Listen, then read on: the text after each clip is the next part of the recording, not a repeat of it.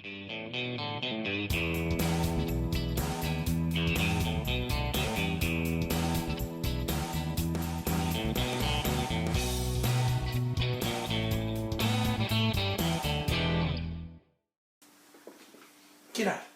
Harry Houdini here from Australia, and we are back with the modelling, and we're actually doing some modelling this time.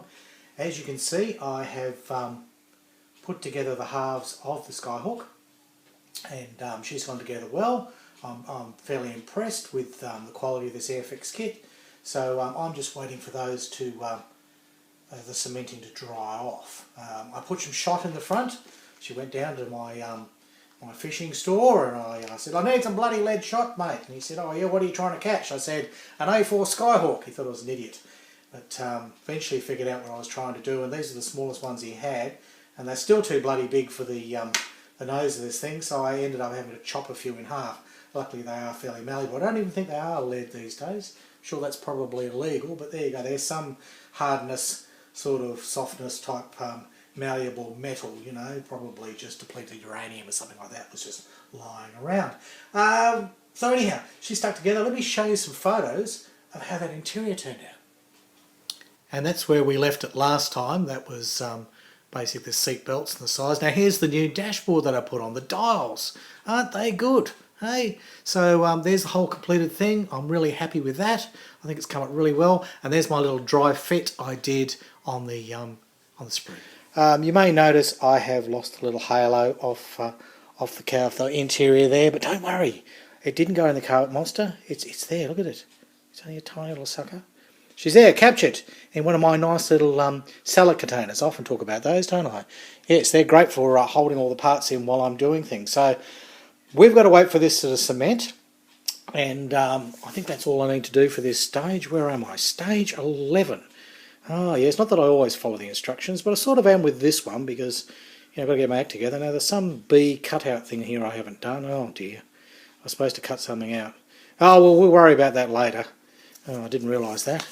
That's going to be interesting, isn't it? We'll have to see how that impacts later on. Supposed to have something cut out there. Anyhow, we're moving on to, whoops, oh god, knocking everything flying as usual. Well, we'll be moving on to 12 shortly. Yes, it'll just be a little fade to black here. For you, it'll be mere seconds. I'm going to have a day's break. Lucky me, I'm going to go play the banjo. All right, see you shortly.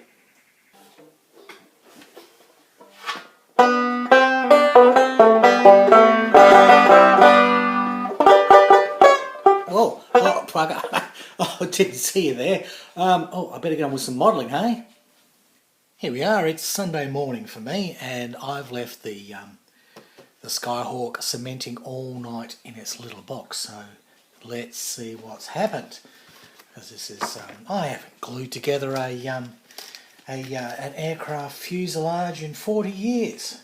So, well, all the bits are still on, that's a good sign. Let's move all this clobber out the way. So, so far so good. Here we go, this is the moment of truth, so peg off the front, that's the best thing I could find.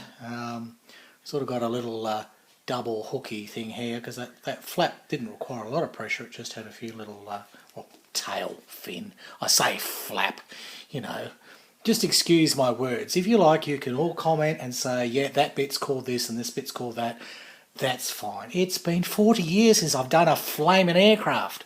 So I'll be using AFV and battleship terms. So the turret here and the well, that seems to have cemented up nicely, you know. Let's get the bands off, eh? I'm worried about these bands because they, as I said, I broke the halo off. I don't know if it's called a halo. That sort of round thing on top of the ejector seat. I keep calling it a halo, so it's coming off. And when I flipped this band across here, ping, you know. But I said I managed to catch it. It actually came off fairly clean. I've got to be so careful. There's little fiddly bits here. See, there's can you see that? Yes, I'm worried about that one. So here we go. Be careful, Harry Houdini. Oh, success! And Sess had a big smile on his face. So there you go. Yes, I know I'm being R-rated again. Put the kiddies to bed. You know the story. They're not supposed to be up watching my video clips. Some bloody crazy Australian with a foul mouth. I'll wash it out later with soap. Yes, a little bit of Solvo, you know, a bit of Lifebuoy soap. Now, you probably can't see, but I actually painted inside those air intakes. And on the Australian one, at least they were white, which I thought was rather strange, but I did. And you probably can't see it. Well inside there's a little turbine fan thing or something, you know. And I weathered that and all the rest of it. And you can't see the sucker at all. No, complete waste of time. Same as up its arse, right? There's another little spinny bloody fanny thing in there, which Edward gave me a nice piece of photo etch for, and I put it on there and I washed and weathered it. And again, can you see up its rectum? No, you bloody can't. So I don't know what the hell that's all about. Why do they bother with those bits, you know? My cockpit, well, yeah, he's, I don't know, is that in focus? You've seen the photos. He's all there still. It's all there. It's just, that's how tiny it was. So, there you go. All right, well, look, that's not too bad. There's a few little spots here, like just here where I think it's going to need a little bit of filling. So I'm going to get Mr. Surfacer out and see what we can do there. I might as well sort of run it over most of the little gappy bits and we'll put it in and see how that goes. All right. So just hang in there. I'm going to get Mr. Surfacer. Right. So this is the stuff that I'll be using, Mr. Surfacer. Now this is great stuff. It's I'll give it a good shake. It's basically a liquid putty. It's pretty incredible. You can do all kinds of things with it. It's great for creating textures on A-4B, you know, if you want to get that sort of cast look, or you want to sort of even do some zimmerit. I think that's how you say it. You can do all kinds of things with it. You can apply it with a brush, and that's what a lot of people do. But I don't like buggering up my brushes with this stuff because, hold your nose, it stinks. It really does. This is, you've got to have all the windows open. Tell you a fan going or whatever you do, don't pass wind. It could be a bloody explosion. Now, what I do is, because I'm a stingy bastard, I don't want to ruin my brush and I hate cleaning them out, is I just use a toothpick, right? So I'll grab a little toothpick here and I'll run it down a seam line. And you don't have to be too precise, you know. You just whack it on. Well, let's put it this way, I've been doing A-4B, haven't I? A-4B, you don't have to be too precise. I'll probably eat my words with this, won't I? Because there's all panel lines and God knows what in here. But anyhow, look, that seems to be doing the trick. And I can go back and I can score them again later, those little panel lines. But the beauty is, with the toothpick, I'm not going to put a lot on, am I? How much can you put on with a toothpick? For God's sake. It's a 15th. It's a tiny little 15th of the stuff. It really is. So, I'll just, you know, sneak that on there. And there's that little thing. Now, I've forgotten to put my extra strong reading glasses on, haven't I? So I'm doing this video just with my normal eyes, and you know, I'm as blind as a bat, so I could be smearing this shit anywhere. I have no idea. Hope it looks okay. I'll check with the playback, but who cares anyway? Look, it's the principle of the thing, right? It's not the execution. You see my videos. It's not what I do. It's not even how I do it. It's just, I do it. Anyhow, I'll keep going, and I'm going to toothpick my way, or as some of you people say, cocktail stick. Oh God! I'll toothpick my way through the edges, which they're not too bad. But gee, this stuff stinks. I tell you, put the lid back on. It's revolting. It really does get up your nose. Whatever you do, no smoking while you're doing this, because then, well, you will have World War II in your room. Yes, Peter, if you're watching, yeah, no flamethrowers. All right, I'll get on with this. We'll have a look at it, give it a bit of a sand, and I'll come back in a sec. So I've given that a little while to set, and it doesn't take long, believe you me. And is it going to be too burned out? It probably is. Get rid of that bloody... Oh, that's my new super duper light.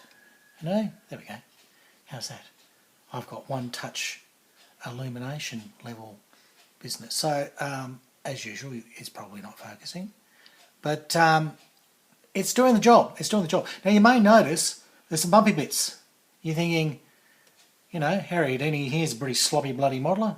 He doesn't know what he's doing, which sometimes is true. But I found out many, many moons ago, when I was a wee little widget, when I was just a little sprog, that when you're gluing together two halves of something, and you're going to have to sand it later, the little bits of sprue, bumpy bits, leave them on. Flatten by all means the faces that are going to touch each other so that it will glue nice and, it'll cement up nice and evenly. But the bumpiest bits, right, these little things, leave them on. And there's a good reason for that. And it wasn't my idea. I wasn't brilliant enough to figure this out. Some other clever clogs told me. If you go ahead and cut each one before you put it together, you probably cut too much or too little and they won't match up and it'll be a bloody mess. And that's invariably what happens. So most people fall into that trap.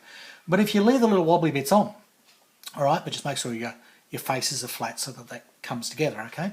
Then you, one, you can cement them together so they kind of bond nicely, and two, you can sand and file them as a single thing and get it to the profile that you want. Now, I'm waffling on about this. Look, short and the long of it, leave your bumpy little bits on if you're gluing two halves together, and then sand and file them as a whole, and believe you me, they come up a lot better.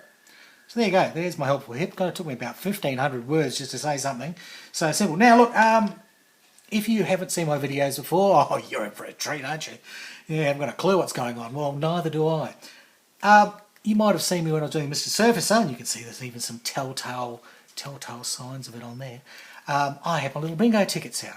Now, this is not because I moonlight as a bingo caller, 96 takes a lot of licking. 181, metric version of 96. Figure it out. No, look, the reason I have my bingo tickets on here, they're cheap. These are like $1. And you get, what do you get, about 100 or something? I don't know, yeah, look, you get 100 of the buggers. And I use them when I'm gluing and CAing and everything. I put all my sticky stuff, and especially something like Mr. Surfacer, I put it on that. And I used it to clean my my toothpick. And this is another reason I like using a toothpick instead of a brush, is once I finish putting Mr. Surfacer on there, I just rub my toothpick off, and that will sand or file off if I want to, but I can just leave it on there and use this for another application of Mr. Surfacer. Anyhow, the long and the short of it is, God, I'm waffling today, aren't I? Yes, I've got the waffle bug. I don't know what's happened. Once you've got all your gunky bits on there, they just peel off. And because they're sticky often, you can fold them in half and they stick together. And then the best bit, throw the suckers away. Easy as that. Yes, no cleanup. And anything that's easy is Harry Houdini's friend. Right, now, you may notice the shot keeps changing. I keep putting a little different model in the shot, For those of you at home playing along, spot the model with Harry Houdini. Yeah, that's the Warspite. As recently featured on the plastic ship Facebook page. This is my first model that I made after 40 years. I came back to modelling and I thought, I'll give this a try. I want something to do. I was bored, I was lonely, I'd broken up with a bloody girlfriend. I had no money, I had nothing to do. Look at all that. Haven't been dusting or anything. And so I thought, I might do some scale modelling. And I'd built this. Well, actually, my father had been on this ship. He had actually walked on the real Warspite. He had walked its decks after World War II. It came to Durban in South Africa, where my family's from. I'm African, did you know that? I sound Australian. That's another story, I'll tell you that another day. But anyhow, the Warspite birthed in Durban and he walked on it. So when I was a young whippersnapper and I was gluing little aeroplanes and things together, for one of my little Christmas presents, he said, "Here you go, young lad." Although he spoke in a South African accent, so it would have been, "Here you go, young lad. Or you think you could do this one, you little bugger? Yes. You get this one together and you could do a good job gluing it and everything, and then I'll talk to you later on when we have boodhwas." Not a very good South African accent, I know, but there are different dialects. So, yeah, Dad walked on the Warspite. He bought it for me. I tried to impress him. I built it in a day. And when you're a young kid and you build fairly quickly and you don't know what you're doing, you don't paint and you smear glue from arse to elbow. So I then presented it and said, look, I've built it. And I made such a mess of it, and he was so disappointed because obviously the Warspite had personal significance to him. I got a thrashing, sent to bed, no supper on my birthday. So I figured I'd have another go and I'd rebuild it. And it didn't turn out too half bad. And then I thought, I might box this up and I might send it to Dad and show him, look, there you go, I can actually build it. But he's got Alzheimer's now, and he wouldn't know who the friggin' hell I was. Probably doesn't even know what this is and probably try to eat it. I don't know. Not making fun of him. It's very sad. But there you go. So in the end, I built it for myself. And that's all you can do, really. You know, you shouldn't be building for other people. You should be building for yourself. So again, I've continued to waffle. I have the waffle bug today. Goodness me. I'll get back to the job in hand and sand this up and see how that comes along. And then we might wrap it up for this very informative, you know they're not, video from Harry Houdini. Alrighty, it's taken a few days because I've had a few delays, but I've been very busy. I mean, you can tell I have been sanding and filing and doing. And look, no more bumpy bits. No more bumpy bits anywhere. Okay, lovely and smooth. Okay, even underneath. I am very, very happy with that. Now, how did I accomplish that? Well, it wasn't that hard. First, I've used my modelling nail file. Okay, I've got a rough side and a smooth side, and I've got in there very carefully and chopped out the worst of the rough side, then moved to the smooth side. In some of the fiddly little corners, I've used my little diamond files very carefully and very gingerly. Okay, and then I've hit it with my favourite stuff, the 3M, yep, 3W, M3, I don't know, it's 3M. It's wonderful stuff. And because it's a spongy sandy paper, right? And that means I can bend it to conform to any contour. So for this little guy, I mean, I can get in, where are we? I can get in there and I can sand away. I get right into the little edge there on the on there and sand away, and I can get that all down to a perfect shine. Okay, and I can go further because I do have some sandpaper as well of some, like, you know, really high 2000 grit or something like that, and I might use that because this is going to need it. Now, you hear that? That's those bloody weights. That's those depleted uranium balls, you know. They obviously didn't stick down as well as I thought. Now, while I was doing this, I think you might remember last time I was very worried about a little piece that was on here and a little piece on here. Well, I did manage to knock that one off, but I did manage to knock the other little guy off. He's in there. You probably can't see him. There's a little thing there. It's probably an airspeed little sucker thing indicator. Look, it was probably good that it came off because then I could really get in and give that a good sand. So in some ways it was fortuitous. But look, that's come along really well. I'm very happy with that. Now, one trick that I do use is my toothbrush. I've probably talked about this before. But here, because you're sanding away, stuff gets stuck in the panel lines. So what you can do is, if you've got a toothbrush, you can be very gentle, of course, you can basically get those panel lines back again. Because all those tiny bits of plastic, yeah, just brush the little suckers out. So there you go. Look, it's coming along wonderfully, isn't it? This is my first plane in 40 years, and I'm pretty happy with that. Now look, just before I go, have a look behind me. This came in the mail today. Oh, now I've never built anything from these guys. This is basically special hobby, but the online store, my local one in Melbourne, had a sale, and this was a ridiculous price, only a few shekels, and it's a 148 Supermarine Seafire Mark III. And I'll do a review for that probably later in the week, and we'll have a good look at that because it's a mighty kit. I wanted to build a Spitfire, and now there's a Stug, there's a Spitfire Gnat, Stug, Sig.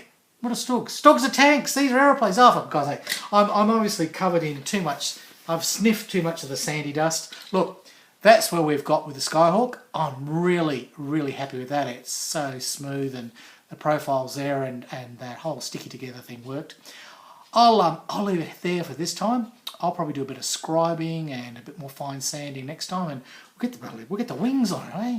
Hey, we'll get the wings on it. Look at these bloody things. Still don't know what they are. Are they bombs? Are they fuel tanks? Are they rockets?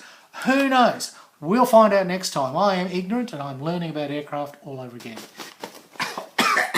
All this dead. Oh, there's just this dust.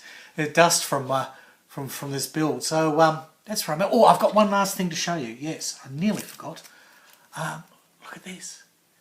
These are kangaroo rondelles. They are Australian, yes. And I've been waiting for this. And that will be going on our Skyhawk, because we are doing an Australian version on a submarine. Have you been paying attention? Yes, more of that later. All right, well that's it. It's goodbye from down under and hooroo from Harry Houdini.